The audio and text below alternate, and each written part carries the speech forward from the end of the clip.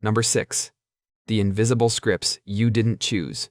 Imagine if your brain wasn't really yours, not in a sci-fi alien control way, but in a your operating system was pre-installed by other people before you could even spell your own name way. We like to think our choices are conscious, the career we picked, the friends we keep, the habits we repeat. But much of it isn't conscious at all. Psychologists call them core beliefs, invisible scripts formed long before logic had a chance to vote. The weird part? You don't remember choosing them, yet they quietly choreograph every decision you make. Researchers in cognitive psychology, like Aaron Beck, the father of CBT, show that these core beliefs act like mental templates. For example, if your hidden script says, "I'm only valuable when I'm productive," your brain will nudge you into overworking, volunteering for extra projects, and even feeling guilty when you rest. The script runs so deep you don't notice it's a script. It just feels like reality. It's like trying to notice the water while you're swimming in it. And these aren't neutral either, they filter how you interpret compliments, setbacks, even love. The scariest part? What you call your personality might actually be someone else's old narrative installed in your brain. So if you're living by someone else's script, where did it come from? Let's peel back the layers to the earliest drafts, the echoes of childhood and culture. Number 5. Childhood echoes and cultural conditioning. Why do so many adults still feel like they're being graded, even decades after leaving school? Weird, right? You're 45, paying a mortgage, but one critical comment still feels like failing a pop quiz. This isn't immaturity. It's inheritance. Many unconscious narratives are planted before age 7, the brain's absorb everything phase. Developmental psychology calls this the imprint period.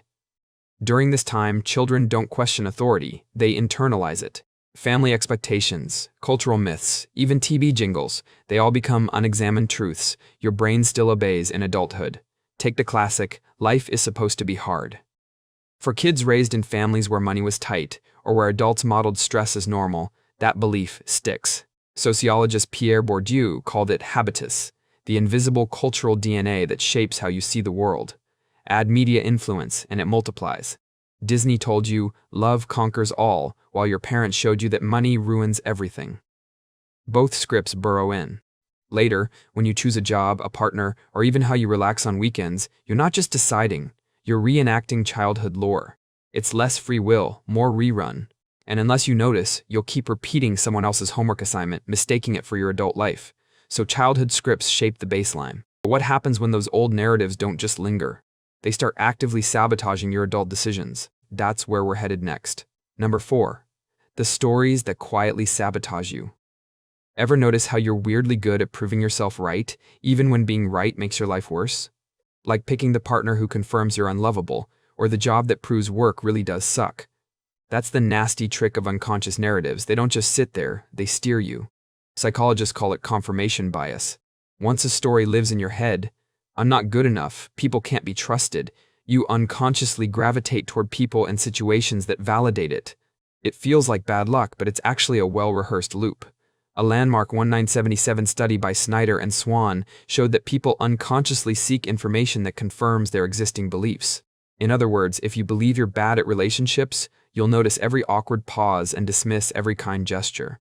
It's like your brain is a crooked lawyer building a case against you, cherry-picking the evidence, ignoring the acquittals. Over time, these beliefs don't just describe reality, they create it. You turn down promotions because I'd probably fail, avoid intimacy because they'll just leave, and the story quietly becomes prophecy. The tragedy is, the very thing you're trying to avoid. Failure, rejection, disappointment becomes the thing you keep manufacturing, all because your brain is addicted to familiar scripts. And once your brain is hooked on a story, it doesn't stop hunting for proof. Which brings us to the deeper trap, self-fulfilling prophecy on autopilot. Number 3. How your brain turns stories into evidence.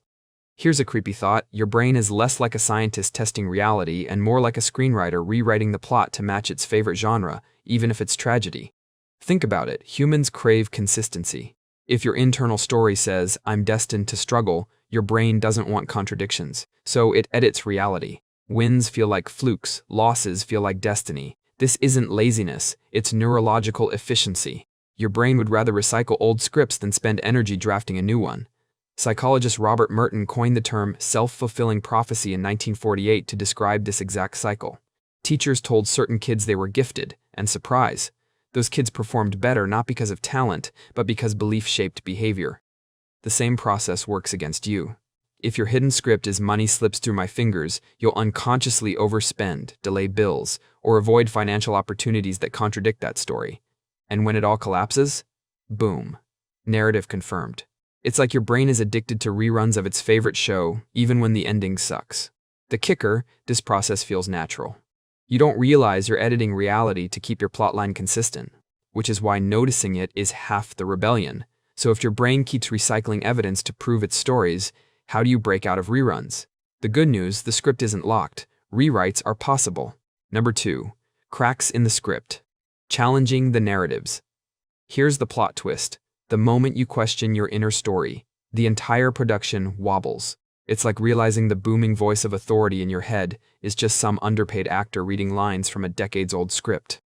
Most people never challenge these beliefs because they don't even realize they exist. They think, that's just who I am. But tiny cracks appear. The compliment you can't dismiss. The success you didn't sabotage. These moments are dangerous, in the best way.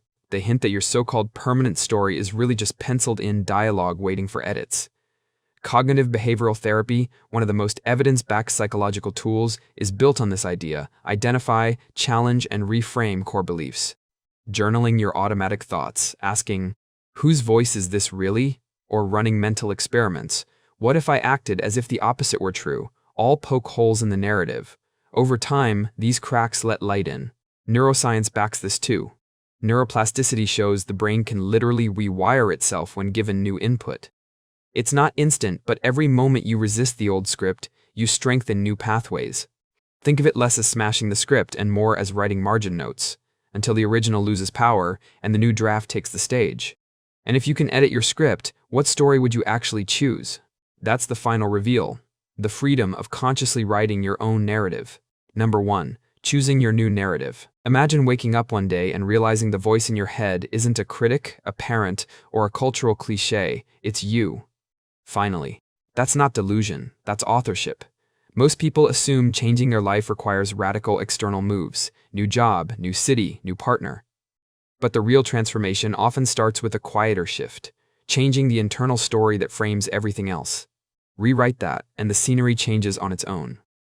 Narrative psychology shows that the way we frame our life story predicts everything from resilience to happiness.